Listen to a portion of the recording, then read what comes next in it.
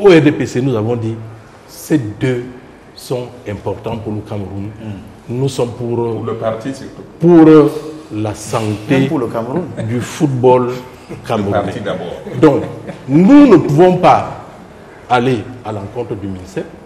Nous ne pouvons pas non plus aller à l'encontre de la FECAFOOT. Mais il faut que les deux apprennent à collaborer pour l'intérêt du football camerounais. Et si l'affaire FECAFOOT MINSEP n'était que le sommet d'un iceberg colossal du RDPC, une lutte acharnée pour le pouvoir au sein du parti au pouvoir, les mots du professeur Aboya Manassé sont le reflet d'un tambour de guerre dans cette arène tumultueuse. Au Cameroun, le football n'est pas qu'un simple sport, c'est devenu le champ de bataille où se livrent des luttes acharnées, où les clans s'affrontent dans une danse de rivalité brûlante. Une véritable poudrière, des conflits alimentés par des passions démesurées. Il n'y a aucun homme sensé, aucun Camerounais sensé qui puisse se sentir à l'aise dans ce Capharnaüm, dans cette chienlit qui ne connaît pas de fin. Il n'y a aucun citoyen digne de ce nom qui dirait qu'il est à l'aise que le nom du Cameroun. D'ailleurs, quand j'écoutais, j'ai essayé de zapper les commentaires des reporters hier.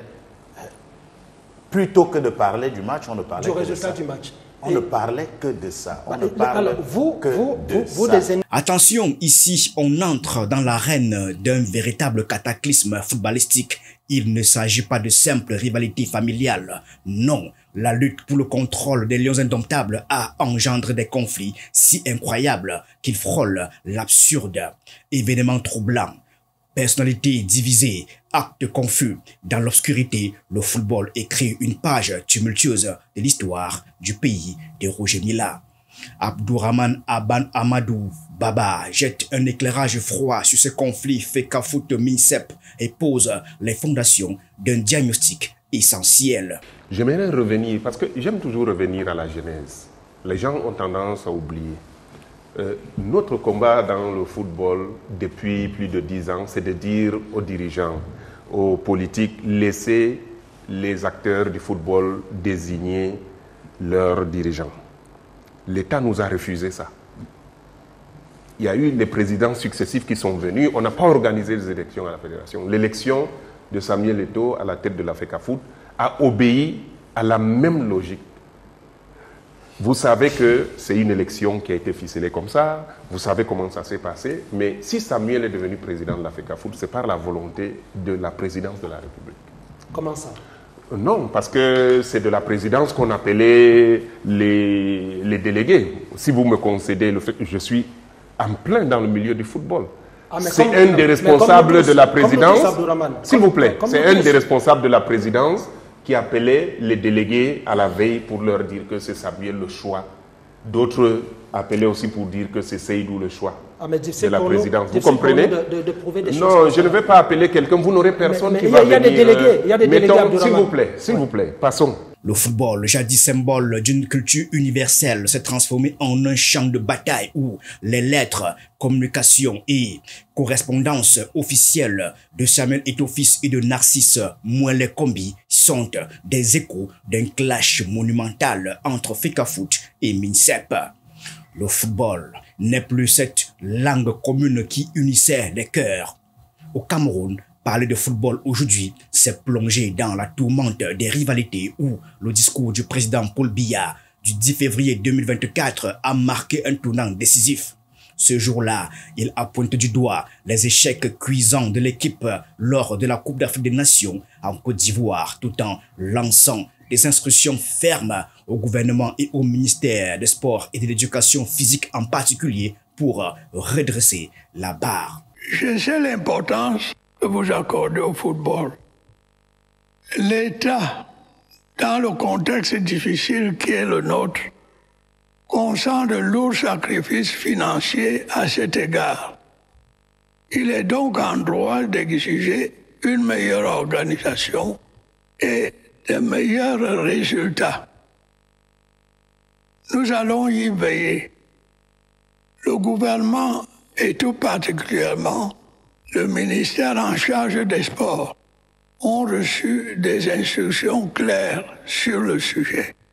Ce discours a été l'étincelle qui a poussé le ministère des Sports à prendre les rênes et à sélectionner un nouveau coach pour les Lions indomptables du Cameroun. D'ailleurs, chaque acte du ministre est empreint des très hautes instructions du président de la République, faisant de ce discours le véritable catalyseur de cette crise. C'est sur cette déclaration que l'ancien secrétaire général de la FECAFOOT bâtit ici son argumentaire. Il y a des faits clairs. Jusqu'au 10 février 2024, tout semblait bien se passer. Jusqu'à ce que le président de la République fasse un discours. Et qu'est-ce qu'il a dit dans ce discours? Il a montré son mécontentement.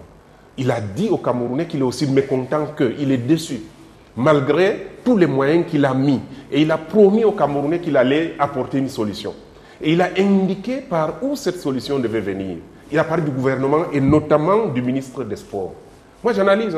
Les gens disent que moi, je supporte tel... J'analyse. Et quand le chef de l'État dit ça, aujourd'hui, on dit que ce n'est pas un problème seulement de football. Oui, moi, je l'ai dit. Et le fait que le match se soit joué à Garoua montre que il y a un gros problème. On ne sait pas qui dirige dans ce pays. Comment le président peut être tout fringant à Paris et à Beijing, et au Cameroun, il est absent alors que l'image du Cameroun est bafouée. Les Camerounais se déchirent. Notre nation est en danger. Les gens se tuent dans les quartiers à cause de moi, je suis églisier, moi, je suis hibou. Mais vous avez vu une banderole au stade. Depuis quand, lors des matchs de Lyon, on vient avec une banderole concernant le président de la fédération en disant le facteur d'unité est devenu un facteur majeur de division. Le football, ce monstre à deux têtes, est devenu le fer de lance d'une division dévastatrice au Cameroun. Alors que le football pourrait être le puissant ciment qui unit les passions et les nations, il est clairement détourné pour servir des intérêts variés. Dans ce contexte chaotique, Paul Biya, l'homme lion, semble être un spectateur passif dans cette bataille acharnée pour le contrôle de l'équipe nationale. En effet, le football s'est transformé en un véritable champ de bataille idéologique où les visions des institutions et des personnalités s'affrontent avec intensité. Depuis des mois, les rebondissements se multiplient à un rythme effréné et le pays est désormais au bord de l'implosion. Et pour vous dire, Abdourahmane, l'homme lion là, ça renvoie aux lions indomptables. Il est où l'homme lion? C'est le président de la République. Je ne le vois pas. Qui est garant des lions indomptables. Et c'est pour cela qu'il donne les instructions. Parce que les lions indomptables là, c'est le président de la République. C'est le totem de... Attends, faites très attention. Donc les gens qui s'amusent avec l'équipe nationale du Cameroun doivent faire très attention. Mais qui s'amuse avec l'équipe nationale? Qui s'amuse avec ça? Les gens qui s'amusent avec l'équipe... Oui. Les gens qui s'amusent avec l'équipe nationale sont les gens qui mettent les braises au feu pour que les deux camps puissent s'affronter, pour que la paix ne revienne jamais entre le MINSEP et la FECAFOOT. Nous entrons donc dans une ère où le football s'impose comme un jeu influent dans la vie des institutions et la citoyenneté. En avril 2024, Marc Brice et ses adjoints ont été propulsés au sommet par le ministère des Sports, sous les auspices des hautes instructions de la présidence de la République. Cependant, cette décision a déclenché une tempête au sein de la FECAFOOT qui n'a pas tardé à contester cette nomination en procédant immédiatement à l'installation de son propre staff technique. Depuis, les relations entre Samuel Eto'o et le technicien belge de 61 ans sont restées tendues. Un véritable duel acharné entre la légende Eto'o et le ministre des Sports, Narcisse Mouelé-Kombi. Ceux qui se réclament du président de la République ou du RDPC, mais le président a indiqué. Tout le monde sait comment le président fonctionne. Et aujourd'hui, si ça se passe comme ça, c'est parce que le président n'a plus d'autorité sur son entourage en réalité. Parce que le président, il y a une lettre qui est partie de la présidence pour indiquer les gens qui sont nommés à la tête des Lions indomptables. Le président n'a pas le droit, c'est la fédération. Mais j'entends, je ne suis pas toujours d'accord avec ça, hein, ce qui peut le plus, peut le moins. Mais au Cameroun, je sais que c'est une réalité. Le président de la République que certains appellent papa, maman et tout ça là, il donne des instructions, il donne clairement un cap. Il y a une lettre qui est partie qui dit au ministre, nous avons validé tel nombre de personnes. Et aujourd'hui, une instruction du président de la République, sans qu'elle ne soit démentie formellement, fait l'objet de contestations des gens qui sont au sein d'une association, au point même que ces gens se sont permis de prendre soi-disant d'autres instructions, on ne sait pas d'où, et de venir donc transmettre au ministre des Sports ces instructions par écrit. Ça veut dire quoi? Ça veut dire que ce n'est plus le président qui dirige. Ça veut dire qu'il ne dirige pas tout le Cameroun, il n'a pas la main sur l'ensemble de l'appareil de l'État. Depuis ce jour fatidique, la tristesse s'est installée comme une ombre pesante. La joie a foutu le camp. Le football camerounais est plongé dans un océan de désolation. Les stades, autrefois vibrants de passion et d'énergie, sont devenus des temples du désespoir où les échos des chants de supporters se sont tus. Chaque match est désormais une procession funèbre où l'enthousiasme a cédé la place à la mélancolie. Le football camerounais, autrefois symbole de fierté et d'unité, agonise lentement sous le poids d'une gestion chaotique et d'une absence de vision. Les rêves des victoires éclatantes et des gloires internationales se sont évaporés comme une brume nationale, laissant derrière eux un paysage désertique de désillusions. Les passionnés, les héros du passé regardent avec tristesse cet héritage qui s'effondre, tandis que le pays tout entier semble retenir son souffle, témoin impuissant de la longue agonie de son sport national. Je suis triste. Je suis triste et je crois que si le Cameroun était une entité qu'on peut définir et qui a une bouche pour parler, le Cameroun dirait à ses enfants, arrêtez de me salir de la sorte. Personne ne peut être heureux dans la triste séquence qui se noue depuis pratiquement 4 mois. C'est quoi les causes du blocage, Jean Lambert? Je ne suis ni de la FECAFOOT ni du MINSEP, mais j'en apprends à travers ce que je lis et ce que j'entends. J'écoute les uns et les autres tirer la couverture désespérément vers eux, alors que le problème est simple. Le problème est simple, celui de qui gère le football au Cameroun. Qui fait quoi? Qui gère le football au Cameroun? Dès qu'on a répondu à cette question, on laisse les autres questions et on se consacre au football. Une saga surréaliste se joue actuellement sur la scène du football camerounais et les derniers rebondissements plongent encore davantage ce géant du continent africain dans un brouillard épais et inquiet. Le gouvernement, par le biais de son ministère des Sports, clame haut et fort son droit de regard sur la sélection nationale, justifiant cette intrusion par le fait qu'il finance l'équipe. Habituellement, on assiste à une danse harmonieuse entre ces deux institutions qui parviennent à valider ensemble les choix cruciaux. Mais cette fois-ci, c'est la cacophonie totale. La question brûlante qui émerge est qui tire vraiment les ficelles du football au Cameroun pour éclairer cette énigme troublante. Nous tendons l'oreille à Jean Lambert, ancien directeur général de la FECAFOOT, dont les révélations pourraient bien secouer les fondations de ce sport adoré. Mais il y a une instance qui a été mise en place par une loi sur la liberté d'association. C'est la FECAFOOT. Il y a foot dans FECA, non?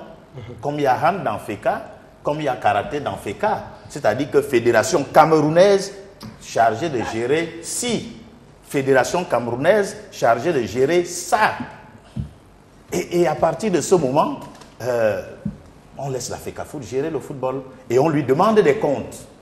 On lui demande des comptes parce qu'on ne peut pas laisser les subventions de l'État aller comme ça sans questionnement. Mais il y a un temps pour poser ces questions-là. Ce n'est pas lorsque les joueurs doivent arriver, se préparer pour un match, qu'on doit leur pomper la tête avec ces querelles intestines qui sont plus de l'ordre de l'orgueil personnel que d'une recherche véritable de construction de quelque chose de solide.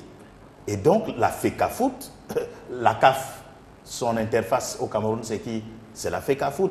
La FIFA, quelle est son interface au Cameroun? C'est la FECAFOOT. Et au-delà de ce que nous pouvons penser et du MINSEP et de la FECAFOOT, il est clair que c'est la FECAFOOT qui est en charge de gérer le football. Dans ce tumulte de la gestion du football, le Camerounais Abdourahmane Amadou Baba se retrouve sur la même longueur d'onde que Jean Lamberna, mais son accord s'accompagne des réserves. En effet, la position de cet homme politique et figure emblématique du football est celle d'un gardien vigilant, prêt à défendre l'intégrité de ce sport sacré contre toutes les dérives possibles. Abdourahmane Amadou Baba n'est pas seulement un acteur du football, il est un fervent défenseur d'un avenir où passion et gouvernance s'allient pour redonner ses lettres de noblesse au football camerounais. C'est la Fédération camerounaise de football qui gère le football. C'est une concession de l'État du Cameroun. C'est l'État qui agrée, qui donne des missions à la Fédération. Et l'État a constaté qu'il y avait tellement de problèmes au sein de nos lions indomptables. Les gens nous ont voulu installer dans notre esprit qu'il fallait s'habituer aux défaites pendant de longues années avant de reconstruire l'équipe du Cameroun. On vient de voir qu'en 2 semaines, l'équipe du Cameroun est redevenue l'équipe du Cameroun. Vous comprenez? L'État a constaté qu'il y avait des problèmes. L'État a tenté une reprise en main. Et cette reprise en main, je l'ai répété et la FIFA est venue à ma suite confirmer cela. S'il vous plaît. C'est pas un jugement hâtif après quelques matchs et dans ces désordres. Oui. Non, vous avez longtemps gardé la parole. Non, vous avez dit, je pense que si je suis venu ici, on a parlé de tout. Mais je pense aussi que je peux parler plus longuement du football. Au cœur de cette tempête tumultueuse se trouve une convention signée entre le gouvernement et la fédération, un document devenu le véritable champ de bataille du football camerounais. L'icône du football, l'ancien attaquant légendaire du FC Barcelone Samuel Eto'o n'a pas abandonné son rêve de voir ses alliés trôner au sommet du staff des Lions Indomptables. Cette ambition s'inscrit parfaitement dans le thème de la convention signée entre la Fédération camerounaise de football et le gouvernement. Un traité qui régit la gestion des équipes nationales. Malgré les multiples réunions de conciliation et des crises qui se sont succédées sans éclat, aucune avancée tangible n'a vu le jour. La FECAFOOT se retrouve donc piégée dans un imbroglio, donc elle peine à s'extraire. Samuel Eto'o, quant à lui, navigue dans des eaux troubles, coincé dans une position délicate où sa marge de manœuvre est aussi étroite qu'un fil de soie. Chaque mouvement qu'il envisage est scruté avec attention et l'ancien champion se retrouve à jongler avec des intérêts contradictoires dans un jeu politique où chaque décision pourrait faire chavirer le navire. La convention pose problème. La FECAFOOT n'aurait pas dû signer cette convention. C'est de sa faute. Vous ne pouvez pas aller signer un contrat parce que vous avez des avantages et après vous vous plaignez quand il y a une application de ce contrat. Si vous n'êtes pas content de l'application de ce contrat, vous allez au tribunal. C'est ce qu'on avait suggéré à la fédération. Ils sont allés à la FIFA les a renvoyés à la négociation. C'est ça le problème. Et moi, je n'aime pas être dans l'informel. Pour le moment, nous avons une seule instruction écrite qui est venue de la présidente de la République avec des noms bien précis en direction du ministre des Sports. Il n'y a pas une instruction modifiant cette première instruction ou ces premières instructions. Donc, si le président Biya est là, mais il n'a qu'à demander à son collaborateur à la présidence, le GPR, le ministre d'État GPR, de modifier. C'était simple. On n'aurait jamais eu ce problème. À la veille du match entre le Cameroun et la Namibie, alors que les tensions crépitent comme des comme des éclairs dans un orage, le Premier ministre n'a d'autre choix que de convoquer une réunion d'urgence à l'immeuble Étoile, transformer le temps d'une matinée en un véritable sanctuaire des décisions cruciales. Les joueurs rassemblés autour de la table savent qu'il est impératif de trouver une solution à ce conflit qui ternit l'image rayonnante du pays. Dion Ngouté, en chef d'orchestre, déterminé, se bat pour ramener la paix au sein de cette tempête. Il sait que l'avenir du football camerounais est en jeu et qu'une victoire ne se limite pas seulement au score sur le terrain, mais aussi à la réconciliation et à l'unité qui doivent régner au sein de l'équipe. Le PM n'a rien résolu. Le PM a envenimé la situation.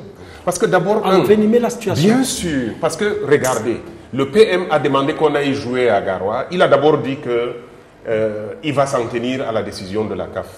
Mais on n'a jamais eu cette décision de la CAF. Vous avez une décision de la CAF qui est différente ou qui est venue en dehors de celle qui avait programmé. Il y avait une programmation, la CAF n'est pas intervenue. Il n'y a pas une décision de la CAF. L'État du Cameroun, s'il vous plaît, vous savez tout ce qui s'est passé. Pourquoi je dis qu'on ne sait pas qui dirige le Cameroun? Parce que tout ce qui s'est passé, il suffisait d'une seule lettre, avec 2 paragraphes. Le premier paragraphe est les salutations du ministre des Sports à la FECAFOOT, avec copie à la CAF. Même si c'était la veille du match, ce match ne se jouerait pas à Garoua. Si le ministre écrit en disant que, écoutez, Fédération camerounaise de football, les conditions ne sont pas réunies pour jouer à Garoua. La CAF n'aurait pas, s'il vous plaît, laissez-moi. Qu'est-ce que vous avez contre Garoua? Le match s'est déjà joué. Non. Le match s'est finalement tenu dans l'arène de Garoua, un véritable théâtre où se mêlent passion et drame. Sur le banc de touche, le staff désigné par la FECAFOOT était là. Une collaboration pour le moins singulière au milieu des turbulences du conflit. Mais contre toute attente, le Cameroun a triomphé lors de cette rencontre. Samuel Eto'o et Narcisse Mouele Kombi se retrouvent maintenant face à face. Ils doivent unir leurs forces pour restaurer la synergie au sein de l'équipe, car chaque geste et chaque décision pourrait être la clé pour transformer cette équipe en une machine indomptable, prête à conquérir le monde. Le Premier ministre, chef du gouvernement, a donné la direction à suivre. Et je pense que même si quelqu'un peut usurper des instructions, le Premier ministre ne peut pas mentir qu'il a eu mandat de ramener la paix. Et je pense que la solution a commencé à être trouvée, puisque les gens ont accepté d'aller à Garoua. Tout à fait. Il faut savoir que la mission d'un acteur n'est pas d'écraser l'autre. Les textes font coexister les 2 acteurs. Si les textes font coexister les 2 acteurs, ça veut dire qu'il y a une manière de collaborer pour les intérêts supérieurs de la nation. Et c'est de ça qu'il s'agit. Donc, c'est pour ça que vous-même... Pourquoi je suis d'accord avec vous? Pour une fois? Oui, depuis qu'on est sur ce plateau. Pourquoi pour une fois? Pour cette fois-ci, là. On est d'accord. de faire circuler la parole. Sur le plateau de télévision, alors que les 2 panélistes se retrouvent enfin d'accord sur un point crucial, il devient impossible d'ignorer l'onde de choc que le conflit a provoqué dans le tissu même de la société camerounaise. Cette fracture, semblable à une fissure béante dans un mur autrefois solide, a engendré une division alarmante au sein de la population. Après le cataclysme du phénomène Tontinard contre Sadinard lors de l'élection présidentielle de 2018, voilà que le conflit entre la FECAFOOT et le MINSEP a donné naissance à une nouvelle rivalité. Les Églisiens s'opposent désormais aux Hibou, comme 2 armées rivales prêtes à se livrer bataille sur un champ de guerre idéologique. La société camerounaise, autrefois unie par un amour commun pour le football et la culture, se retrouve désormais fragmentée en factions antagonistes. Ici, chaque camp défend ses couleurs avec une passion ardente, comme si l'avenir du football, comme si l'avenir du pays en dépendait. Les discussions autour de la table familiale se transforment en véritables joutes verbales dignes des plus grandes arènes où les mots sont des flèches et les opinions des boucliers. La division est telle qu'on pourrait croire qu'un mur de Berlin a été érigé au cœur même des conversations quotidiennes. Nous n'allons pas vivre dans une société où on n'a jamais vu un clivage comme églisien et hibousien qui bousille les familles. C'est-à-dire que ce clivage est plus fort que le clivage Sardinard-Tontinard. Ce clivage-là a été battu en brèche. C'est-à-dire aujourd'hui, c'est églisien et Sardinard avec hibousien. C'est-à-dire qu'avec une telle violence qu'on n'a jamais vue. Et si les gens n'y prennent garde, il y a les mariages qui vont être séparés à cause de ça. Parce qu'aujourd'hui, là, il y a des femmes qui sont églisiennes. Et la plupart des femmes sont d'ailleurs églisiennes. Hein, et les maris sont hibousiens. Peut-être qu'il faudrait expliquer aux téléspectateurs qui nous suivent à l'extérieur. À l'extérieur. C'est ceux du Cameroun, ça. Donc, mais alors, ce clivage peut conduire à la guerre civile. Moi, je pense qu'il faut arrêter ça. Le professeur a totalement raison. Il est impératif d'agir rapidement car il existe une multitude de problèmes bien plus cruciaux que les Camerounais doivent affronter chaque jour. Dans ce pays où la pauvreté s'est installée comme une hôte indésirable, le football n'est plus qu'un simple divertissement. C'est devenu un écran de fumée, une illusion qui détourne le regard du peuple des véritables défis qui gangrènent la société. Alors que les enjeux cruciaux se dressent devant nous comme des montagnes à gravir, le conflit FECAFOOT-MINICEP hypnotise les foules, les entraînant dans une danse effrénée, loin mais alors très loin des réalités poignantes de leur existence. Enfermer près de 25 millions de Camerounais dans des polémiques, dans une configuration pareille, ça révélerait de l'ingéniosité quand même. Est-ce à dessein? Je n'en sais. C'est-à-dire quoi? Détourner l'attention des Bien sûr, c'est-à-dire apprivoiser la réflexion de telle sorte qu'elle ne soit pas portée sur des problématiques essentielles de notre pays. Apprivoiser les consciences, ça c'est un élément important. Bon, et maintenant, s'il fallait qu'on revienne sur le sujet, ça me donne ici l'occasion de convoquer la question de la décentralisation. Le Cameroun a un sérieux problème de décentralisation. Moi, j'écoute régulièrement le grand frère Somba qui parlait des patates chaudes qu'on ne veut pas rendre justement aux localités. Parce que quand vous voyez ces textes, de mon point de vue, il y a une sorte d'ambiguïté. Et j'ai d'ailleurs lu une note, je ne sais pas si c'est une note, si ça relève du fait que sur Internet, la FIFA justement, qui demandait à la FECAFOOT de revoir cette convention de telle sorte que la FECAFOOT puisse avoir la possibilité de gérer entièrement le football camerounais. Mais ça veut dire que quelque part, il apparaît clairement que l'on n'a pas donné toutes les possibilités à la FECAFOOT d'avoir justement la gestion du football camerounais. Et c'est pourquoi je convoque ici la question de la décentralisation. Donc vous voyez qu'elle apparaît non seulement du point de vue administratif et également au niveau du football, au niveau du sport. Le football camerounais s'est transformé en un véritable champ de bataille où les clans s'affrontent avec la férocité des gladiateurs dans l'arène. La guerre des clans fait rage, une tempête déchaînée qui ne laisse rien sur son passage. Le peuple, pris au piège dans cette tourmente, endure les assauts incessants d'un conflit qui semble éternel et sans fin. Chaque match devient alors un affrontement épique et chaque décision est une flèche tirée dans le cœur d'une nation déjà meurtrie. Les passionnés de ce sport emblématique assistent impuissants à ce spectacle tragique comme des spectateurs d'une tragédie grecque où les héros se battent pour des causes perdues. À ce niveau, il n'est plus à aller démontrer, c'est une guerre de clans. Il y a une guerre de clans, il y a une crise de leadership certaine. Que ce soit du côté du ministère des Sports ou alors du côté de la FECAFOOT. Et ici, moi, je pense que c'est vraiment le peuple souverain qui devait prendre ses responsabilités en main.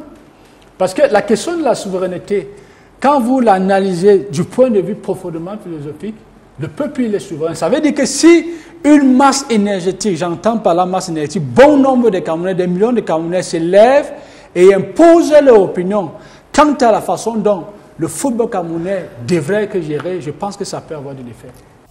En plein cœur de cette tourmente se dresse Marc Brice, l'entraîneur des Lions Indomptables, héros tragique pris au piège d'une intrigue machiavélique. Visiblement manipulé dans cette affaire, il semble naviguer dans un océan de complexité où les vagues de la discorde s'abattent sur lui avec une force dévastatrice. Chaque décision qu'il prend est comme un coup de pinceau sur une toile chaotique, peignant un tableau où la clarté se perd dans les ombres de la manipulation.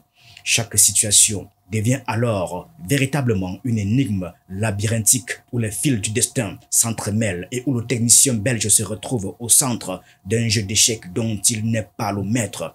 Une complexité terrible qui menace non seulement son rôle, mais aussi l'avenir même des Lions Indomptables. On n'a pas expliqué à l'entraîneur la complexité du Cameroun. Tout étranger sait qu'on n'entre pas dans les problèmes camerounais. Et je pense qu'à la lui où vont les choses, nous reviendrons à un entraîneur national. Je crois que je ne prophétise pas, mais il est entré dans une... Qui serait à la botte des gens, c'est ça? il est entré dans une... On a une vraie équipe. Il est entré dans une complexité terrible. C'est-à-dire que quand moi je dors, il ne sait pas comment ce type-là, il va s'en sortir. C'est-à-dire que tu ne peux pas entrer dans une complexité, une insubordination vis-à-vis de ta fédération. Tu ne peux pas prendre sur toi de confisquer les passeports. Et tu es entraîneur du Cameroun. Je pense que on n'a pas expliqué à Marc Brice que le Cameroun est un pays compliqué. Et je crois qu'on doit expliquer à Marc Brice ce qu'est le Cameroun. Il faut qu'il ait un moniteur qui va lui expliquer le Cameroun. Il faut lui expliquer. Oui. Donc pour qu'il ne s'aventure plus comme ça de manière naïve. La paix, ce mot tant désiré, un trésor caché qui doit impérativement retrouver sa place dans notre tanière. Le football, ce magnifique art, doit redéfinir le grand fédérateur des Camerounais plutôt que de les diviser en factions opposées. Il est impératif que ce sport emblématique ne soit plus un champ de bataille, mais plutôt un pont qui unit tous les passionnés. La balle doit rouler sur le terrain de l'harmonie et non sur celui de la discorde. Pour que la paix revienne, il y a les milices qui ont été créées, les milices de la haine. C'est-à-dire qu'à la télé, il y a des gens qui sont là pour propager la haine à longueur de journée. Il y a des gens qui sont chargés d'insulter Eto'o à longueur de journée. Ils sont payés.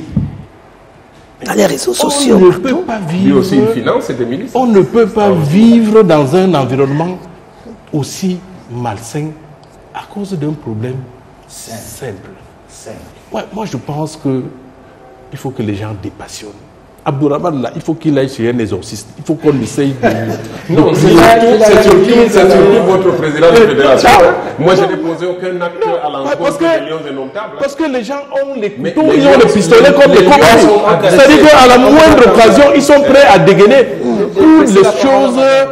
pour les choses simples. Donc moi, je crois que la paix est déjà revenue. Contrairement à ce qu'Abdourahmane pense, le Premier ministre a donné la direction et les uns et les autres vont suivre la direction donnée par le Premier ministre. Cependant, à la lumière des événements récents, il est clair que l'apaisement est encore un mirage.